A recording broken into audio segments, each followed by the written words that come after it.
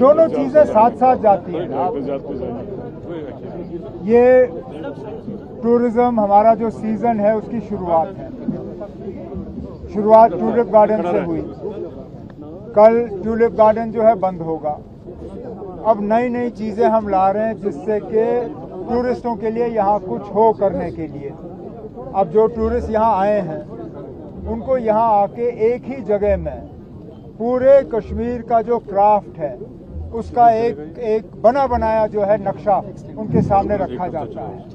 आप chain stitch कहिए, आप कानी कहिए, आप पश्मीना के शॉल कहिए, आप जो कॉपर पे हम काम करते हैं, जो वुड कार्विंग है, पपिया मैशे है, तमाम जितने भी हमारे क्राफ्ट्स हैं वो आपके सामने हैं। कोशिश ये की जा रही है कि एक तो खुद मुझे लगता है हम में से कुछ लोगों को बिल्कुल एहसास नहीं है कि हमारे ये जो क्राफ्ट्समैन हैं इनके हाथ में कितना जादू है।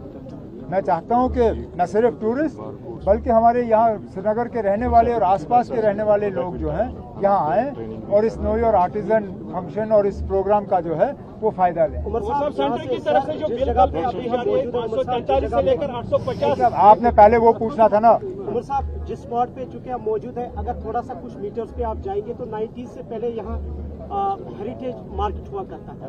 मोर देन 80 जो शॉप्स है वो अभी डिफंक्ट है, तो आर्टिजन्स पता नहीं वो कहाँ पे। दूसरा ये कि सितंबर में ही हमारी जो इंसेंटिव पॉलिसी है इंडस्ट्रीज की वो खत्म हुई है, तो उसके बारे में भी थोड़ा जानना चाहेंगे। अब हम एक नई इंसेंटिव पॉलिसी लाने पे काम कर रहे हैं।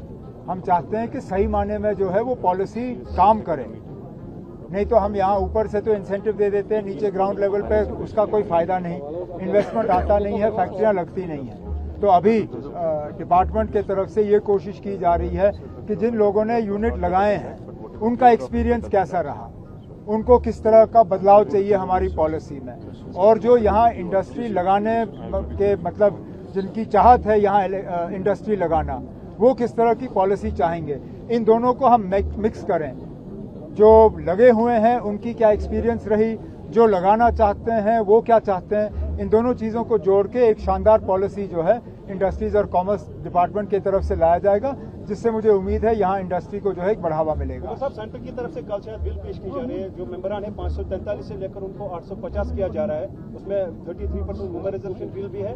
815 स्टेट से होगी सीट्स और जो 35 होंगे वो डिफरेंट टेरिटरी से होंगे। What's your reaction about? अभी तब आज 3 बजे दिल्ली में खड़गे साहब के घर पे इंडिया ब्लॉक की मीटिंग रखी गई है।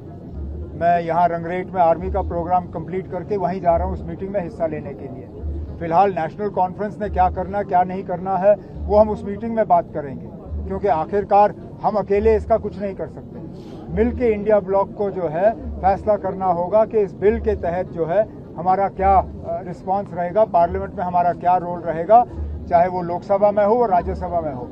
आज 3 बजे मीटिंग होगी, उसके बाद जब मैं श्रीनगर या जम्मू आ जाऊंगा मुझसे पूछ लीजिए हम क्या कर रहे हैं। है या नेगेटिव है?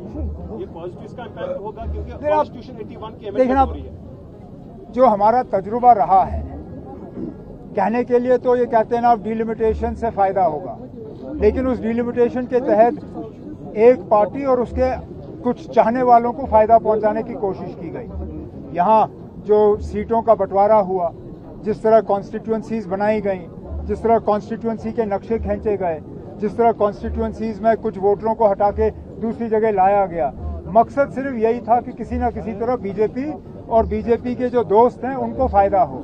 अगर ये बिल उसी मकसद से लाया जा रहा है कि आखिरकार इसका फायदा सिर्फ बीजेपी को हो, आम वोटर को ना हो, तो वो हमें देखना होगा। लेकिन जैसे मैंने कहा, हमें आज इस पर बात करने दीजिए।